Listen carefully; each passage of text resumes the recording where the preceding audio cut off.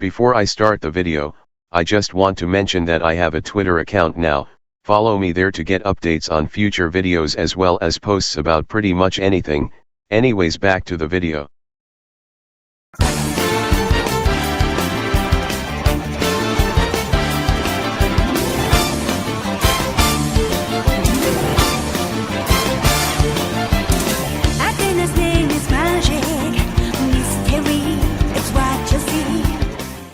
Good morning, afternoon, evening, and night everyone. You miss me? Of course you didn't. I'm a soulless husk. Welcome to the most informative and accurate casual review series on God's green earth, Bluey Babbles, where I tackle anything from video games, to TV shows, to memes. I am sure you might be thinking, but Chris, what about the new Super Mario Bros. Wii episode? And well, when I was writing the script for the episode it did start off that way, but then I thought about it more. The new Super Mario Bros. Series is rather vast and I want to cover all the games in succession, almost like a mini-series on Bluey Babbles where I cover exclusively the new Super Mario Bros. Series, and that includes the newer versions of the Wii and DS version. So that's why the new Super Mario Bros. Wii video is being postponed. That and well, I had to write the script twice because I wasn't really feeling the first script of the new Super Mario Bros. Wii review. With all that being said and done, why did I decide to choose Super Mario 3D Land? Well, while Super Mario 3D Land wasn't the very first Mario game that I played, it's definitely one of the first Mario games I played next to Super Mario Galaxy. Not only that, but Super Mario 3D Land was and still is the only game I managed to complete to 100%. The whole 3 crown lives trick and all. I remember pumping stupid amounts of hours into this game since I loved playing it so much and seeing videos on how to do cool tricks such as getting infinite 1-ups. Also, I just remember Super Mario 3D Land more fondly and more easily than new Super Mario Bros. Wii personally, though the latter still gives me a nostalgia attack more often than the former game. Regardless, let's put this old gem of a 3DS game through its paces. The first thing to mention about Super Mario 3D Land is that it's a 3D platformer in the Mario series. At the time, the only 3D platformers that I knew of were Super Mario 64, Super Mario Sunshine and the Super Mario Galaxy Twins. All of them were impressive, but it just goes to show that 3D platformers were a rare anomaly for Mario. This already makes Super Mario 3D Land a big deal since it had a lot of crazy competition to live up to, but it would also be the big launch title for the Nintendo 3DS. You know, that Nintendo 3DS that'd go on to be one of the best-selling consoles in the world. It's also worth noting that at the time the 3DS didn't have many first-party games that were particularly groundbreaking, so Super Mario 3D Land had to make a great first impression to warrant any aspiring gamers getting their hands on a 3DS. The pressure was definitely on for Super Mario 3D Land when it was first announced, but did it live up to all the Nintendo fans' expectations? Well, it certainly did at first, since all I see in terms of reviews were distinctions after distinctions, making this 3D Mario game critically acclaimed. But now let's get onto my side of the story, since at the time I was a Mario fan and I still am to this day. How did this game hold up for me? Well, I suppose a good place to start would be the game's story, or rather lack of a proper story. In case you've never played a Mario platformer before, these games tend to follow the same story over and over again. Everything's all nice and pleasant until Bowser, the Saturday morning villain, shows up and steals the princess, leaving Mario to go through all the trouble of rescuing her. An overly simple, quick, and monotonous narrative, but I'm willing to let it slide since that's the one thing most Mario games have. So really, what else is new? Also, I never minded the story since I was just 5 years old when I first started playing video games. The real meat of Mario platformers is their gameplay, and this goes double for the 3D Mario games. To start off, 3D Mario platformers almost always have more fluid and more complex movement than 2D Mario platformers, given the addition of an extra dimension which gives access to 360 degrees of movement, plus the fact that these games are typically made on more powerful consoles, so game developers can be more flexible with Mario's movement. Aside from dashing, double jumping, triple jumping, ground pounding and wall jumping, Mario can also roll, crawl, long jump and power squat jump. with the latter two being my favorite of the advanced Mario tech in Super Mario 3D Land. Along with the more fluid controls that make moving around as Mario a complete joy, every Mario platformer has to have power-ups, and Super Mario 3D Land delivers in that front, though not as much as the Super Mario Galaxy series. The old Fire Flower and Tanuki Leaf make a return in Super Mario 3D Land, along with the new Boomerang Flower and the new Invincibility Leaf, which appears after you've died 5 times in a specific level at the start of the level in question. This is an optional power-up, but if you do happen to use it, you're basically controlling a Tanuki Mario that cannot get killed unless he falls off the level. This sounds and looks overpowered, considering the Tanuki Leaf was already a great power-up, and that's the point since it's supposed to help players who are struggling to finish a level. I must have used this power-up on multiple occasions, because even though I 100% completed the game, I must have died a lot getting to that point. I was only like 6 years old at the time. As if that wasn't enough, if you die 10 times during the same level, you get access to the P-Wing at the start of the level. The P-Wing itself returning from Super Mario Bros. 3, and in this game it's much more broken, as using it will take you to the end of the level, skipping any and every obstacle that gave you trouble before, which sounds and looks even more overpowered. Sheesh, talk about mercy.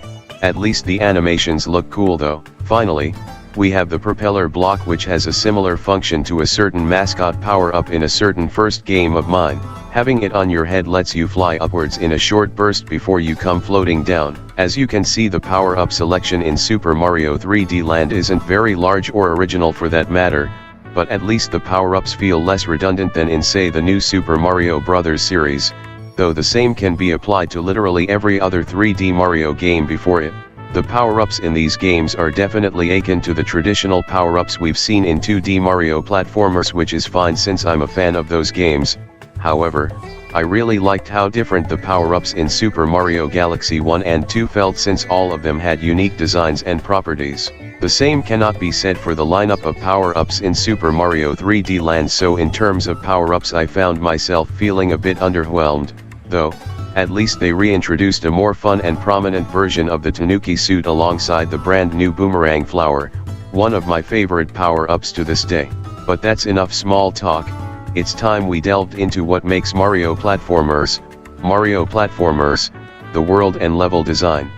In the previous 3D Mario platformers, more so Super Mario 64 and Sunshine, the worlds were very open and don't have a particular end point, so exploration of the entire area is heavily encouraged, which is appropriate since your main objective is to find a specific object, stars, or shines. In fact, for Mario 64 and Sunshine in particular, the levels are treated as worlds themselves, since they are interconnected into the same area, being the hub area, for starters, and secondly because the two Mario games don't have worlds, only levels. However, if you happen to go for another aforementioned object in the same level, you'll notice changes in said level that accommodate for the new objective, and this applies more to Super Mario Galaxy than any other game.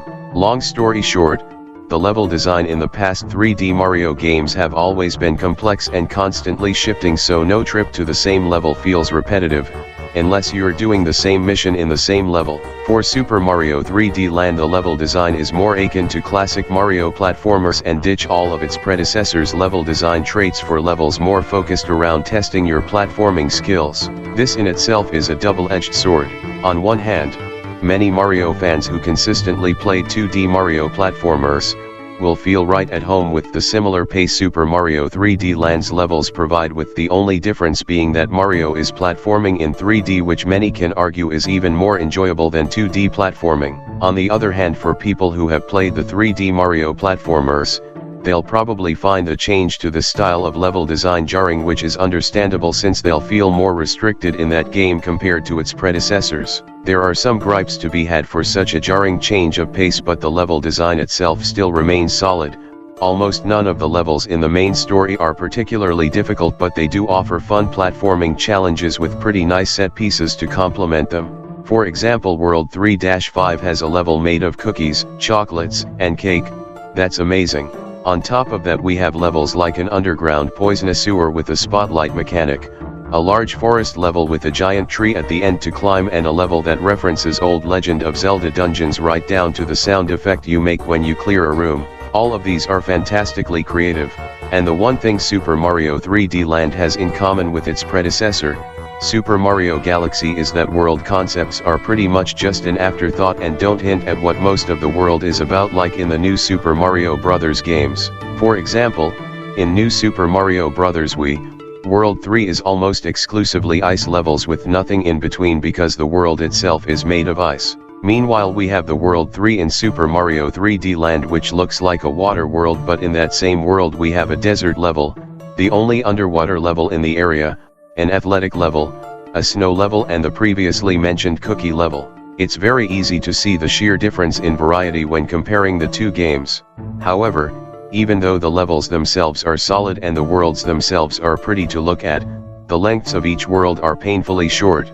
For example, in the game there are usually 5 or 6 levels for most of the game, with only the final world having 8 levels, while Super Mario Galaxy 2, the game that came before Super Mario 3D Land, has 7 levels all throughout the game. This means that a main story campaign will never last too long even for newcomers, since the poor length of the big areas is plagued even further thanks to the mostly easy level design and the fact that the layout of every level is predetermined and doesn't change on stage repeats.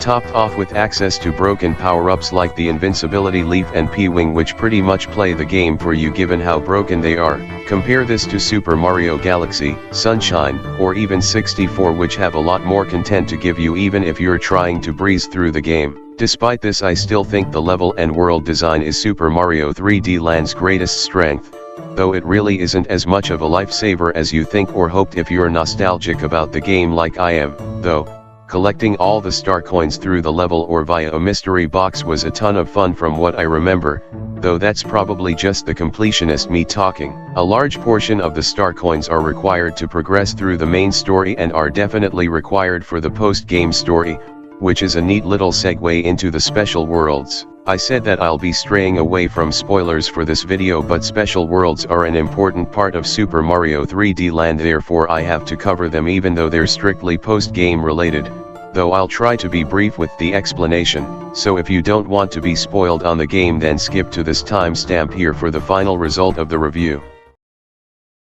You all good?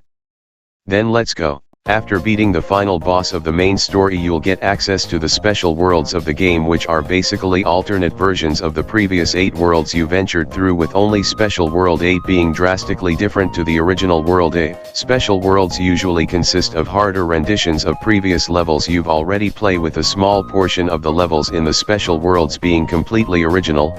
Usually these difficulty spikes come in the form of different enemy patterns or a shorter time limit, with the levels being shorter to compensate. This is yet another double-edged sword. On one hand, this means that problems regarding the game's difficulty and the level's unchanging layout are slightly circumvented and do a great job of testing the player's skills to prepare them for Special World 8, which is by far the hardest part of the game. However, this does mean that the game basically has virtually no quote-unquote new content left to show you. It's mostly just harder versions of levels you've played before, and if you're a veteran at the game, even the special worlds can be swept through with relative ease. It's crazy to think that as a small child I loved the idea of special worlds, and to this day I still think it's a great idea, but I find the execution of special worlds in this game disappointing, since they could have opened doors to more original level designs with legitimate challenge. Unfortunately, what I got was speed run after harder version of a level after speed run, so on and so forth, with only a small amount of the levels being original.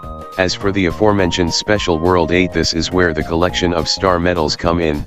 Throughout the game there have been certain levels that would remain blocked until you got a certain number of star medals. For Special World 8, every single level except for the Toad House is locked behind a star medal paywall of up to 290 star medals of the 335 you can collect in the game, provided you don't use Streetpass mystery boxes. Knowing that, you'll find yourself going back to every single world to find missing star medals in order to afford all the levels in Special World 8 if you've been skipping a lot of the star medals or have tried and failed to collect a lot of them during your first playthrough of a level. To me, I found this fun for some reason, but I can see why others would think it's annoying, since the game is forcing you to backtrack to previous levels in order to fully complete the game. This probably won't be too difficult for a veteran, but for a beginner this could be a deal breaker if they're too lazy or are simply not skilled enough to collect a large portion of the game's collectibles. And that just about covers the whole game aside from the soundtrack and the visuals. The visuals are surprisingly good for a 2011 3DS game, and I'd argue that the visuals still hold up for today's standards, though the quality has undoubtedly dwindled a bit since 9 years ago when I first played the game. The soundtrack on the other hand is rather simple and nothing too special, but it gets the job done, with the songs not being the most detailed or the most emotive but can leave an impact on you first time around, since the songs in this game are very memorable, especially for the world map themes. Aside from that, what do I think about Super Mario 3D Land? Well, it's definitely no Super Mario Galaxy or Super Mario Galaxy 2, and the game has shown its age since it first launched 8 or 9 years ago. While I have a heck of a lot more gripes with the game since when I first played and completed this game when I was a child, I'd still say that Super Mario 3D Land offers a solid 3D Mario experience. The game's biggest flaw is that it plays it safe in a lot of areas, most notably the levels, and the game does drag in the post-game, especially if you're a veteran, but the simplicity is not necessarily a bad thing. In fact, that's even more of a reason for me to recommend this game to beginners, since it's nowhere near as ambitious as its predecessors, yet it still manages to show what makes a Mario game despite taking multiple steps back to appeal to younger or newer audiences. Plus, what Super Mario 3D Land gets right, it gets super right. So overall, I'd say this game deserves a 7 out of 10. It's not a perfect game, but it's wholesome, and at the very least it did try to spice up the classic Mario formula a little, which is enough reason for me and all you Super Mario 3D Land stans out there to keep loving this game. Phew, that was a mouthful. Seriously though, thank you so much for watching my first review. Expect more in the future, since this was fun as hell to make. It was very bittersweet for me to come back to Super Mario 3D Land after literal years in a much more negative light than I'd hoped, but I do mean it when I say that the game is still great despite its age. As for the next episode, I said that I'd be tackling Pokemon Heart Gold and Soul Silver, and I very much intend on keeping my word. But after I'm done with the next episode and the episode after, type in the comments what you'd like me to review next. After all, I did say that I'd be down to reviewing anything, and if it's interesting enough it might end up being on the next episode. Until then, keep your teeth cleaned, stay healthy, don't get driven insane by quarantine, and most important of all, try to live your life to the fullest. Goodbye.